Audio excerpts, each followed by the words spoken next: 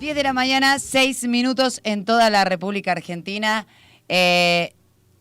Dije antes de presentar a Diego Cabot que parecía que a veces sentimos que está todo perdido en nuestra profesión y demás, y te aparece de repente un Diego Cabot que nos hace mirar que todavía tenemos esperanza en que las cosas se hagan bien. Diego Cabot, gracias por la entrevista. ¿Cómo estás? Buen día. Rosario Agostini te saluda. Hola Rosario, ¿cómo andas? ¿Qué presentación me hiciste? Me dejaste ahora, no sé qué decir después de poner la vara tan alta.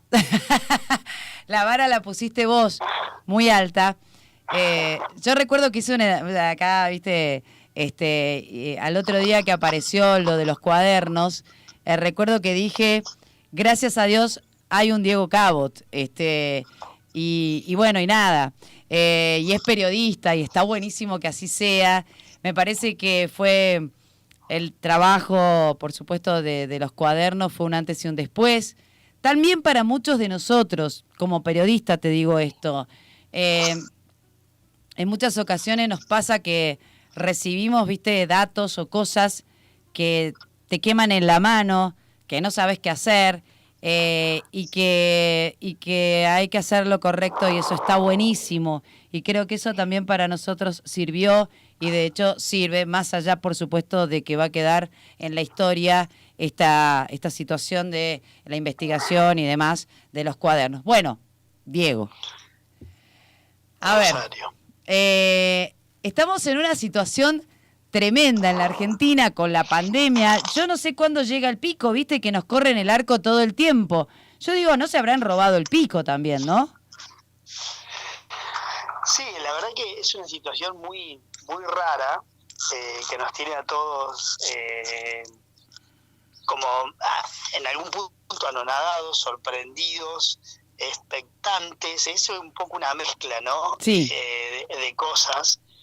Los que tenemos capacidad de poder asombrarnos porque tenemos relativamente resuelta la cuestión económica. Hay otros que están pasando por unas enormes urgencias y por una enorme cantidad de interrogantes respecto al futuro. Y me parece que para ellos esto es una situación casi terminal, ¿no? Yo el otro día, por ejemplo, hablaba con un dirigente social, no viene el caso con quién, sí, y le digo, necesito que me lleves, y de hecho lo voy a hacer seguramente mañana o pasado porque iba a armar el día, le digo, necesito que me lleves a recorrer los barrios.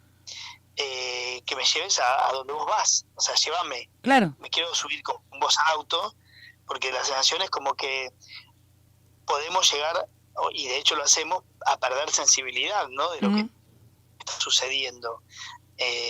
Lo que está sucediendo tiene para mí, digamos, una profundidad tremenda para algunos sectores, y hay una enorme dificultad de la política, puntualmente la política, porque en este caso no hay muchos resortes más que la política para entender ese tipo de problemas y para llegar con soluciones concretas, ¿no? O sea, me parece a mí que hay algo como que está bastante... La política tiene eso de desfasarse un poco de la realidad, pero me parece que en este momento las urgencias son tan graves, la profundidad de la crisis es tan grave, que ese error puede ser catastrófico para el futuro, ¿no?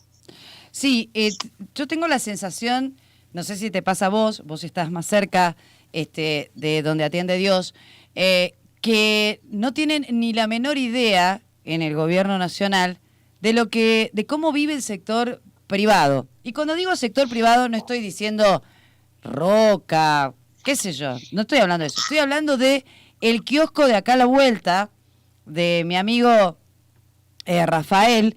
Estoy hablando que tiene que pagar el alquiler, que tiene que pagar el monotributo, que además le tiene que pagar a su empleado porque tiene un empleado, que, bueno, nada, no sé, el tema de los cigarrillos, que no le llegan los cigarrillos porque no se está produciendo cigarrillos, entonces, y es una de sus fuentes, es parte de lo que vende. Digo, hay toda una situación que me parece que no tienen ni la menor idea. Mirá, a ver, vos tenés como... Vamos, si querés, algo que es más palpable que una gran mega compañía y demás, que es el comercio, ¿no? El comercio donde nosotros, digamos, transcurrimos gran parte de nuestro consumo. El Así es. comercio minorista, el comercio de cercanía, todo lo que está cerca, ¿no? Bueno, ahí lo que tenés es, vos, si querés, como que tenés 3 grandes hemisferios. Los alquileres de gastos, ¿no? Los alquileres, todo lo que es el gasto de tu comercio, comprar mercadería y todo eso, el estoqueo y demás.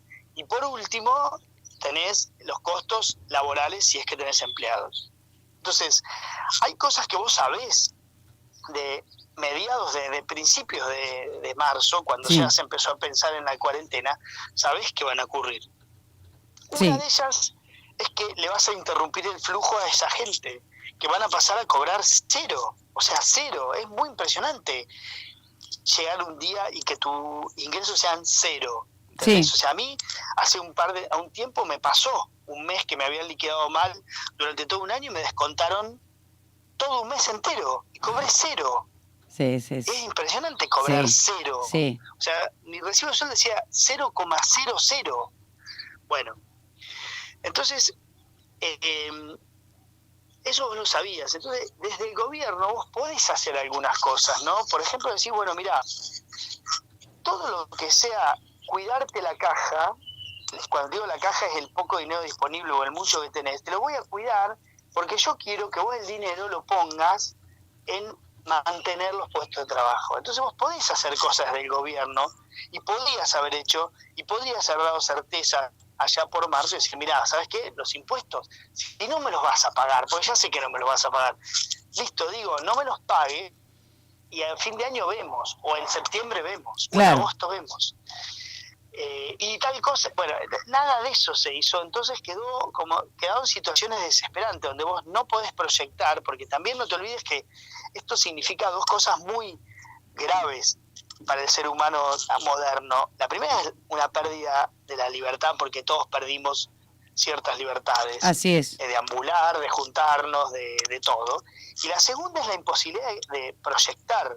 Es muy difícil cuando vos no podés proyectar, ¿entendés? Y te genera una cantidad de situaciones que cada uno las puede transitar como puede. Entonces, la imposibilidad de proyectar, decir, bueno, esto va a ser 2 meses, 3 meses, ¿qué hago con la plata? ¿Cuánto me sale? ¿Saco ahorros? ¿Pido plata? Bueno, todo eso no pasó. Digamos, se entró a la cuarentena con una, digamos, decisión fenomenal desde lo sanitario y con una inconsciencia atroz desde todos los otros ámbitos, digamos, económicos, porque ¿cómo vos vas a mandar, vos fíjate la primera medida del gobierno que para mí es digna de digamos, de la burla internacional que podría haber, ¿cómo vas a mandar a la gente a que se endeude para pagar sueldos porque vos no la dejás abrir al 24% anual?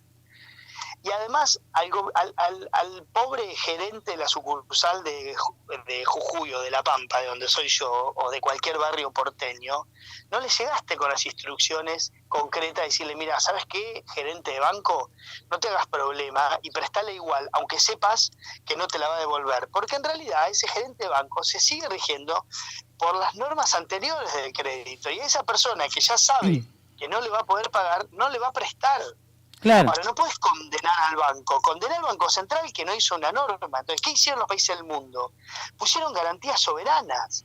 ¿Entendés? Entonces el banco va al kiosquero de la esquina, al banco donde operó toda la vida, le pide plata y el tipo le presta inmediatamente, pero la garantía ya dejó de ser el kiosquero, pasó a ser garantía soberana. Claro. Entonces, esas cosas era copiarlas y hacerlas a tiempo. Bueno, nada de eso se hizo. Entonces yo creo que los efectos de esto son monstruosos y la imposibilidad todavía, esta cosa de a 10 días de vuelta Alberto Fernández hablándonos cual padre paternal, diciéndonos, mirá, volvé temprano acá a casa porque si no, no vas a comer los tallarines el domingo. Esa cosa que les encanta, digamos, de tener a la gente, a los súbditos casi guardados y ser ellos los que definen casi los movimientos de todo, va generando menos certeza y menos certidumbres, ¿entendés? Y eso cada vez va erosionando más toda una estructura productiva que el día que la pongas en marcha hay que ver con qué salís, ¿no? Con qué arrancás. A mí me impresiona, yo desde el día 1 creo acá, hemos pedido un plan integral para micropyme y para pyme. ¿Por qué digo integral? porque solo se sostiene, por ejemplo, te dicen, bueno, saca un crédito al 24% para pagar los salarios. Bueno, pero ¿y cómo pago la luz? ¿Y cómo pago el gas? ¿Y cómo pago el alquiler? ¿Y cómo le pago a mis proveedores? ¿Y cómo como yo? O sea, ¿cómo mantengo mi familia? Digo, hay una cantidad industrial de cosas. Y yo decía mira, hace un montón que vengo diciendo, la gente no va a pagar los impuestos, porque entre comer y pagar los impuestos va a comer, ¿entendés? O sea, y el autónomo y el monotributista, que recibe 0 de facturación, porque fue 0, bueno, no le va a quedar otra, si tiene algún resto en algún lugar, de gastarse ese resto en comer o en sus necesidades básicas, y otros realmente lo estás condenando primero al quiebre y luego a la indigencia, digamos, porque si te entró 0, no sé cómo podés salir de esto. Y además te dicen, vení, te doy un préstamo, listo, le pago a mis empleados. ¿Y el mes que viene cómo hago? Bueno, por eso te digo, ¿no? Cuando vos todos los tiempos, lo que vos decías, te va corriendo el arco, bueno, a ver, la sensación es que hay cosas que están sobreactuadas, ¿entendés? Y está bien sobreactuar en un momento, pero hay un momento donde tenés que empezar a pensar también racionalmente, ¿no? Y esto no es esa falsa dicotomía entre economía y salud, sino es decir, ¿qué haces con cantidad de gente que hoy por hoy no tiene acceso a nada, ¿no? Porque hoy la dejaste sin ingresos. Mira, yo te pongo un ejemplo. Nosotros nos llenamos la boca hablando, especialmente, digamos, los que miramos un poco lo que sucede afuera, qué sé yo, de Estados Unidos y su famoso pedido que lo debes haber visto, es infografía enorme, en varios lugares, de los pedidos de seguro de desempleo, ¿no? Sí. Si 22 millones, pasó de 500.000 a 22 millones. Sí, yo te diría, sí, perfecto, pasó a 22 millones. Qué gran nota y qué gran problema. Ahora, pasó a 22 millones de 327 millones de habitantes, ¿no? Claro, la proporción.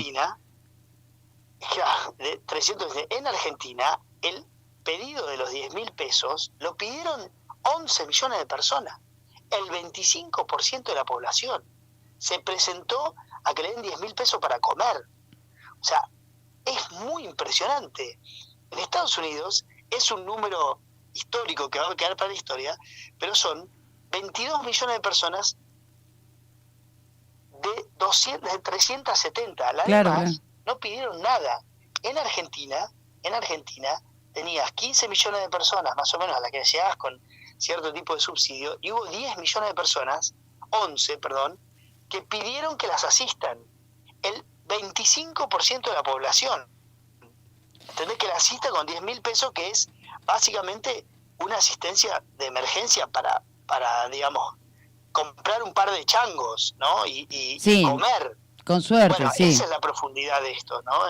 Esa es la profundidad, y me parece como que la falta de certidumbre respecto de cuál es el camino que vamos a transitar no hace más que generar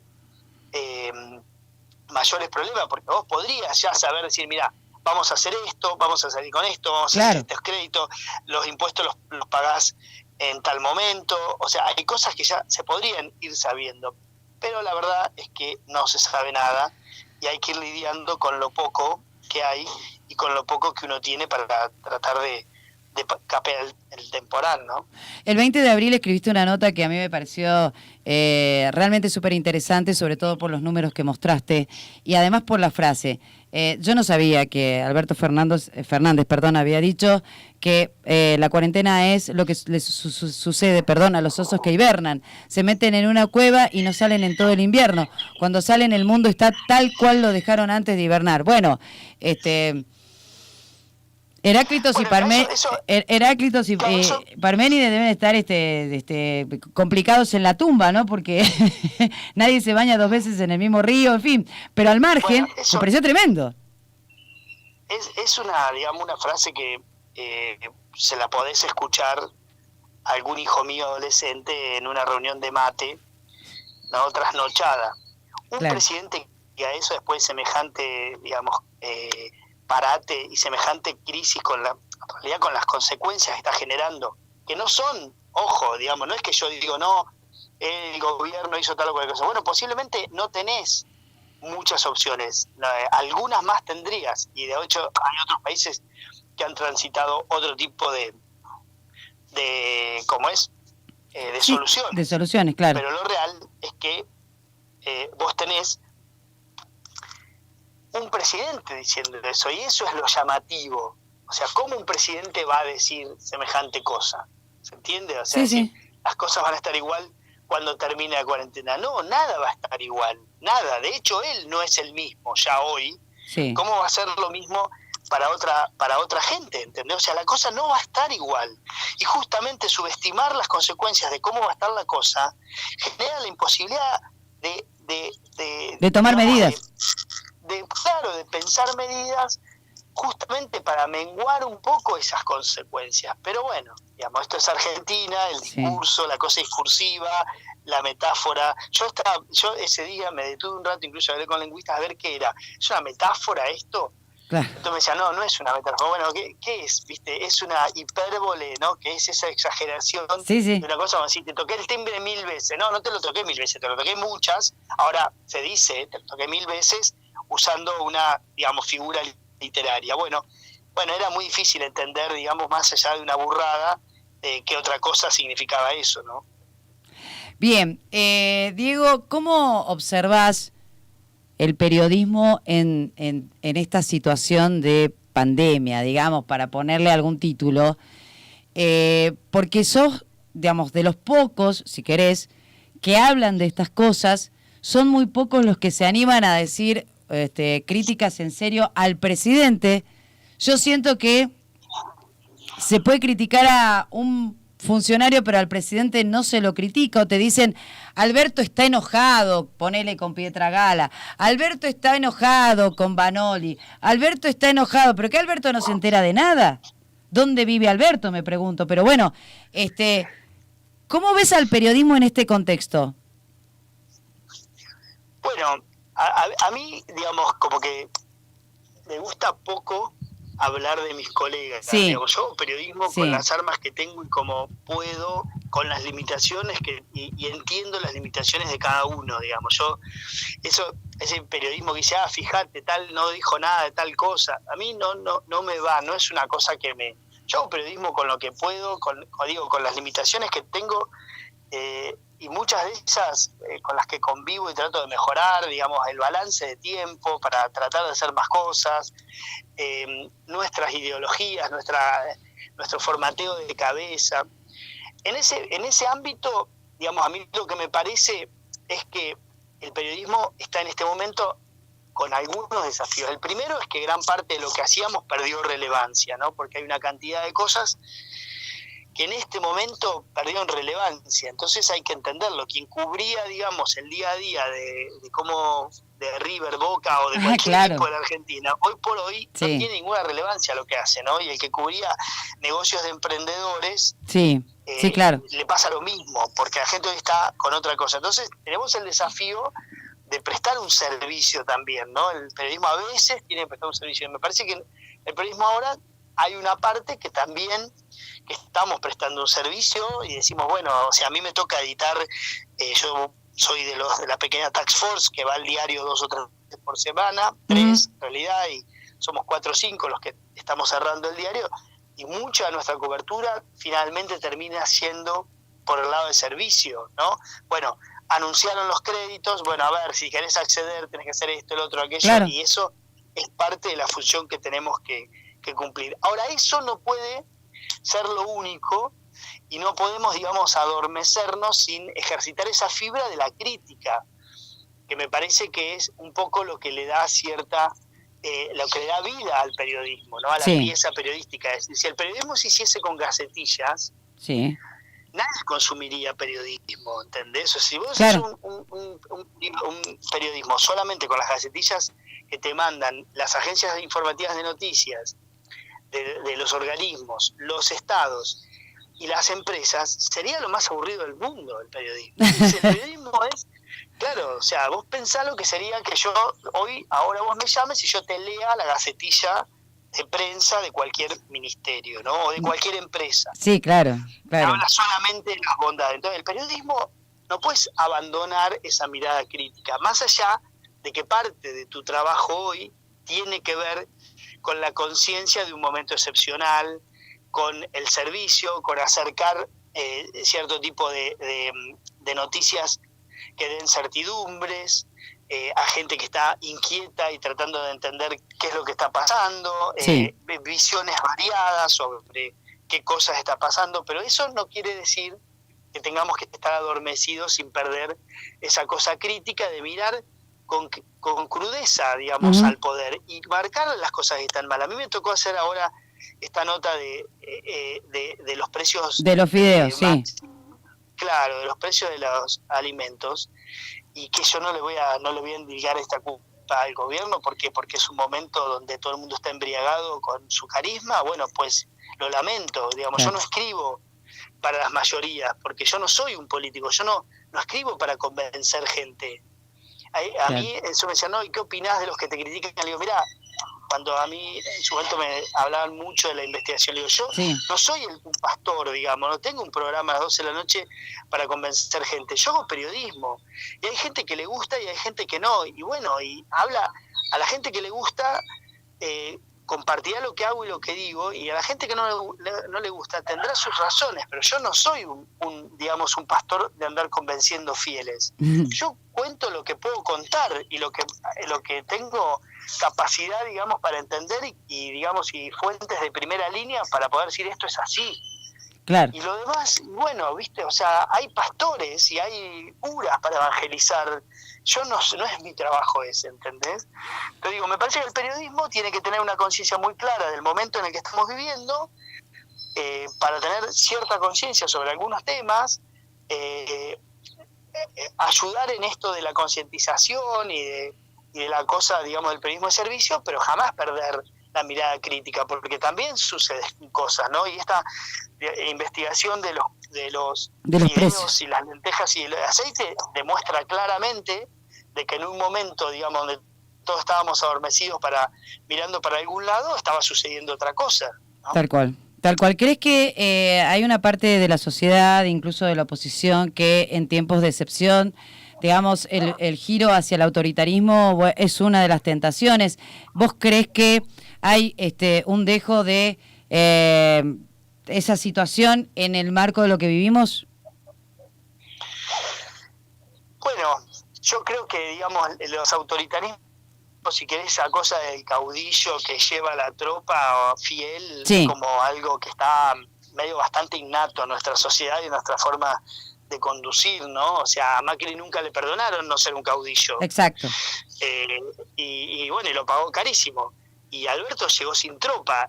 Es un presidente puesto, no es un presidente que llega por su caudal de voto. Él llega porque decide finalmente borrar con el codo lo que escribió con la mano, y porque tiene digamos, y finalmente termina negociando con quien fue, digamos, su principal criticada, ¿no? Sí, claro.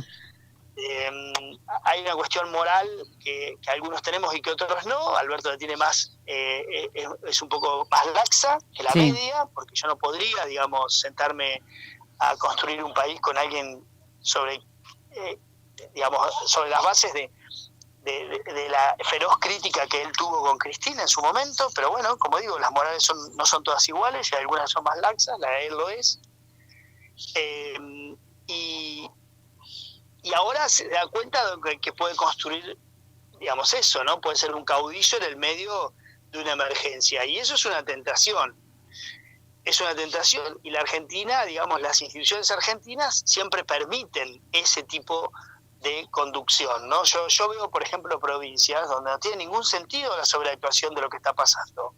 O sea, hay provincias donde prácticamente la pandemia no ha existido, no existe tal pandemia. Sí. Hubo un caso de contagio donde lo agarraban a tiempo, esa persona contagiada 3 o 4, los internaban a todos, los aislaban a todos, ya se curaron todos, y sin embargo la sobreactuación sigue, y ahí hay razones que tienen que ver, me parece, con esa fundamentación política, de decir, tengo a todos la tropa guardada y yo les voy definiendo qué van a hacer, y a los políticos les encanta, ¿no? O sea, entregarte todos los días la llave de lo que podés hacer, ¿no? Y navegar en esa en esa conducción casi mística por la que te llevan a cruzar el Mar Muerto, ¿no? Nos hemos ganado esta oportunidad. Así te claro, lo dicen. Y vos decís, pero ¿cómo? O sea, ¿en qué competencia estaba yo que me gané tal cosa? Claro, exacto. Entonces digo, me parece que son tentaciones, a eso sumale a que la imposibilidad de darle respuestas a lo que viene es evidente, porque no ves gente pensando en lo que viene en el gobierno. La verdad es que no hay, o sea, no hay gente pensando en lo que va a venir y en cómo administrar una salida que irremediablemente va a tener pérdidas enormes, ¿no? O sea, yo te pongo un ejemplo muy concreto. Vos tenés un cine, ¿no? Sí. Y ese cine, sabelo que lo vas a tener cerrado prácticamente todo el año y que el año que viene lo vas a usar, te lo van a dejar usar con un 25% de la gente adentro. Bueno, tu negocio se terminó, tal cual sí, vos ya está, sí, claro. Debe empezar a dar respuestas concretas. El sistema de transporte público en la ciudad de Buenos Aires y en la provincia es un tema que todavía nosotros no lo estamos analizando. Bueno, yo sí un poco lo estoy mirando, pero lo que viene es un cambio feroz, porque vos vas a necesitar más colectivos. Sí, para la misma cantidad de personas.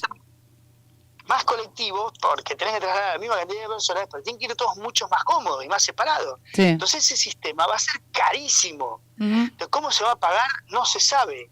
O sea, vos no vas a poder usar el subte como lo usabas, no vas a poder usar el tren como lo usabas, y toda esa gente se va a tener que mover, o no, digamos, o vas a generar incentivos para que la gente no se mueva. Bueno, hay una cantidad de cosas que están a punto de cambiar y me parece como que la imposibilidad o la incapacidad de nuestros dirigentes de pensar eso también nos lleva a sobreactuar esto, ¿no? Me parece que es un poco una mezcla de cosas, ¿no? También es verdad, y en eso hay que darle la derecha a Alberto, que él puso un gabinete para una cosa que ahora le toca para otra. Para o sea, hacer vos otra pusiste cosa, un ministro de salud para hacer política en salud, como Ginés, y te tocó manejar una pandemia y te diste cuenta que lo que habías puesto no te sirve para nada, porque si estuviésemos en manos de Ginés, hoy por hoy seguramente la cuestión sería muchísimo peor. Por suerte, lo pasaron por encima a Ginés, por suerte, ¿no? Pero digo, vos pusiste un gabinete para una cosa, pusiste un ministro de Economía para cerrar la deuda, y el pobre Guzmán no tiene idea de la economía real. Lo único que sabe es cómo refinanciar la deuda, o lo único que le importa porque su equipo, y no tiene idea, ¿entendés?, de que la relación comercial está rota, con que se cortó la cadena de pago, no tiene idea, es un idioma que no maneja. Claro. Pero vos pusiste un gabinete para una cosa que te tocó, digamos, usarlo en la emergencia para otra. Es como decir, mira, yo me voy a comprar un destornillador y resulta que necesitas una pinza. Sí. Bueno, ¿cómo haces? Y bueno, ¿viste? Y eso es lo que le pasó. Yo siempre pongo el mismo ejemplo, ¿viste? Lo que le pasó a Macri con Sturzenegger. Pusiste un teórico que teóricamente estaba bárbaro, el tipo conocía todo, una solvencia feroz para todo, y un día lo tuviste que probar en el Banco Central en una crisis y no funcionó bien en la crisis. Tal cual. Y bueno, no tenés un laboratorio para digamos, probar funcionarios antes, ¿no? Y bueno, eso se nota, digamos, se nota falta de coordinación. Pusiste un ministro de un jefe de gabinete a coordinar a todos los ministerios y todas las medidas que nunca en su vida trabajó en el sector privado. Y bueno, es difícil que entienda. Pero vos lo pusiste para hacer política y hoy por hoy tenés que mandarlo a la cancha real y no entienden, ¿entendés? No entienden qué pasa. Sí, no, eso está clarísimo. Entender no entienden nada. Tienen una enorme dificultad para entender la cosa real. Entonces, lo que saben hacer es asistencialismo, que lo hacen bien y son eficientes, y todo lo demás es ineficiente, porque andá y habla con cualquier comercio, con el tipo que vende medias en cualquier lugar de la capital federal o de cualquier lugar, a ver si alguna de todas las medidas que han anunciado de miles y miles y miles y miles de millones de pesos le ha llegado concretamente en tiempo y forma, y te vas a encontrar con que ninguna le llegó en tiempo y forma. Entonces, digamos, saben hacer lo que saben hacer y todo lo demás es realmente bastante poco es bastante caótico, ¿no? Pero además se nota que, digamos, para mí toman medidas y piensan el país, creo que hasta el mundo, digamos, pero piensan el país desde, no sé, desde Puerto Madero, desde, si querés, desde Olivos, qué sé yo. Si el país es tan enorme, tan diverso, y cada región tiene sus particularidades, que vos cuando lees las medidas que toman, por ejemplo, vos decís, pero a ver, pará un poco, eso puede pasar ahí en Buenos Aires, ponele, o en la provincia, ponele, pero a nosotros nos pasan cosas diferentes y tenemos necesidades diferentes, ¿no? Entonces, digo, también hay, o siento yo, que cuando habla Alberto Fernández o alguno de estos señores, le habla, digamos, a cierto sector. Yo cuando gobernaba Macri siempre decía, Macri cree que gobierna Noruega, ¿no? Y al frente tiene el peronismo. Y ahora que gobierna el peronismo, digo, el peronismo siempre gobierna para la Villa 1, 11, 14 o la 31. Y al frente tiene a los argentinos, a la clase media. Y a su vez la oposición cree que está haciendo oposición en Estocolmo y al frente tiene el peronismo. Entonces digo, la Argentina es como, es muy compleja y le pedimos cosas. Yo a veces me encuentro pidiéndole a la oposición que trabaje de oposición, pero que trabaje de oposición en la Argentina, porque lo que están haciendo es que vivir en Estocolmo, digamos. Bueno, igual te digo, mira, yo, por ejemplo, para mí gran parte de los problemas de la Argentina tienen nombre y apellido y son los gobernadores históricos, bien, serviles de la política nacional. Estamos de acuerdo, todos. Sí. O sea, todos, ¿entendés? O sea, enterraron el federalismo durante el kirchnerismo, lo enterraron, dejaron, digamos, se regocijaban yendo a hablar con David y López, aunque ahora todos lo nieguen, pero iban a hablar con ellos para que les den obras, las pagaba la nación y enterraron el federalismo, ¿no? Dejaron la centralización de... Después se hicieron todos federalistas, les agarró un ataque de federalismo cuando vino Macri, festejado, porque para mí el federalismo es parte de la división de poderes, pero y ahora van a volver al centralismo. De hecho ya lo están haciendo. Vos fíjate que te doy un ejemplo, por ejemplo, que está sucediendo ahora, en este momento, y esto es información. A ver. Cuando Macri negoció en un momento con los gobernadores, cuando estaban brotados, les agarró la pandemia de federalismo. Sí. Durante el gobierno anterior, en ese momento, por ejemplo, le obligaron a Macri a que le pase a la provincia los subsidios del transporte. Porque claro, eso claramente era un ancla enorme para María Eugenia Vidal, que era el distrito más complejo y más afectado por pagar los subsidios a los colectivos, los famosos del boleto de colectivo subsidiado. Bueno, se lo pasaron. Y María Eugenia Vidal eso le significó, en el último año de gobierno, o sea, en el año donde tenía que ir por la reelección, le significó 50.000 millones de pesos, más o menos, que iban al transporte público, para mantener lo que había. No es que vos decís ponés 50.000 millones de pesos y mejorás todo, era para pagar sueldos, básicamente. Sí. Y eso se lo pasaron a todas las provincias, obviamente para algunas es un importe muy pequeño, para María Eugenia Vidal es muy grande. Ahora yo, Kicillof dijo, yo no lo pago. Y no lo pagó. Y no lo va a pagar. Y se lo pasó ya a la nación. Y todas las otras provincias están calladas. Entonces digo, muchas de las cosas que pasan en el interior son culpa de los gobiernos provinciales, que no están dispuestos a tener una discusión de verdad con el gobierno central. Los gobiernos provinciales, los gobernadores provinciales, son, digamos, delegados de la nación en las provincias. Así no es. Son delegados de las provincias en la nación.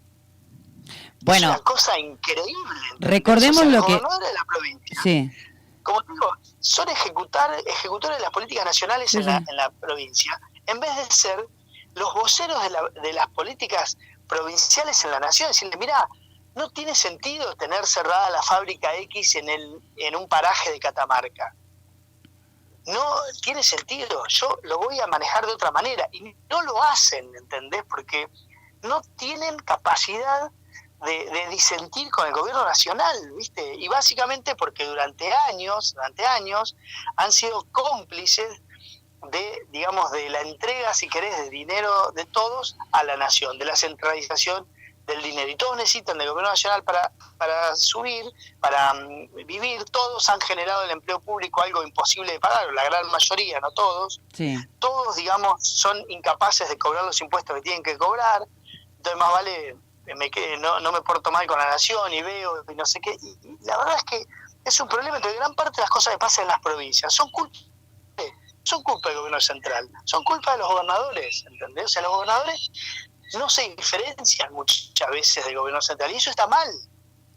No, está claro, digamos que incluso uno también ya a esta altura de los acontecimientos lee entre líneas, y hay cosas que de los gobernadores, por ejemplo, en el caso de Jujuy, que tenemos un gobernador que no es peronista, pero que se lleva muy bien con el peronismo, incluso tiene un modo de conducción muy parecido al peronismo, digamos, y la verdad es que, por ejemplo, el otro día, viste que el gobernador acá da informes sobre la situación de la pandemia, que en Jujuy no hay, de hecho, porque gracias a Dios hace ya casi 20 días que no tenemos circulación del virus y que no hay casos positivos, pero bueno, nada, él da un informe, qué sé yo, y después vos podés mandar preguntas por WhatsApp y entonces te filtran las preguntas, bueno, nada, no hay conferencia de prensa.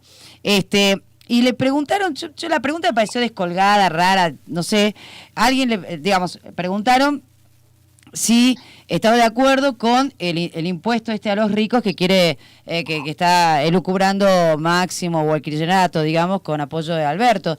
Y primero la pregunta me pareció descolgada porque estábamos hablando como de otra cosa, ¿me entendés? Y la respuesta fue todavía más sorprendente. Dijo, sí, estoy absolutamente de acuerdo y estoy en contra de los que se oponen, yo no sé dónde viven los que se oponen, estamos en tiempo de pandemia, qué sé yo. Yo ahí sentí, porque el día anterior, en el mismo segmento, porque acá todas las noches aparece el informe sobre el tema del coronavirus, había aparecido el ministro de Hacienda de la provincia contándonos que la provincia, bueno, era un desastre universal. Necesitamos, obviamente, del apoyo de Nación. Y mi lectura como periodista, que, digamos, naturalmente la tengo que hacer es, y bueno, le pidieron una muestra de amor al gobernador.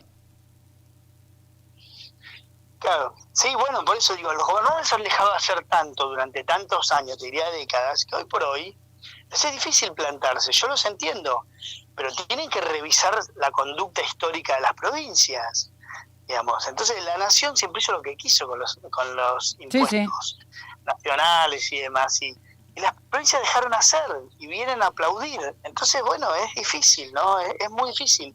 A mí me parece, digamos, que las provincias se podrían diferenciar más de la nación en materia de esta pandemia, porque realmente es muy distinto lo que está sucediendo en Capital Federal, en Buenos Aires, en algunos lugares del interior donde se ha instalado fuerte el virus, que en otros, digamos, es muy dispar. Entonces no hace mucho sentido medidas universales para problemas tan distintos, ¿no? Por lo menos es mi opinión, pero los gobernadores como que tienen siempre ese prurito de sacar los pies del plato, y eso finalmente termina siendo en contra de su provincia, ¿no? Que son esos los que debieran representar. Tal cual. Bueno, Diego, hace 40 minutos que estamos charlando, yo te agradezco el tiempo, la verdad me quedaría con vos horas conversando, porque me parece súper interesante, pero bueno, vamos a seguir conversando, seguramente te voy a volver a llamar si tenés ganas. La próxima la hacemos allá algún día que ande por eso cuando se pueda volver a viajar. Pero obvio, dale, te venís acá, te hacemos un asado. Vos sabés que acá siempre hay un asado para cualquiera. Llegan, tiramos una carne a la parrilla. Así que nada. Bueno, así que te pongo la palabra en el aire, ¿eh? Así que sí, obvio. Obvio. Pronto, cuando podamos volver a viajar. A movernos un poco. Cuando seamos libres. Así es. Te mando un abrazo. Muchísimas gracias. Bueno, un saludo grande, gracias. Dale, gracias. Diego Cabot estuvo en Trentina charlando, conversando, casi como si estuviéramos en casa. Ya volvemos.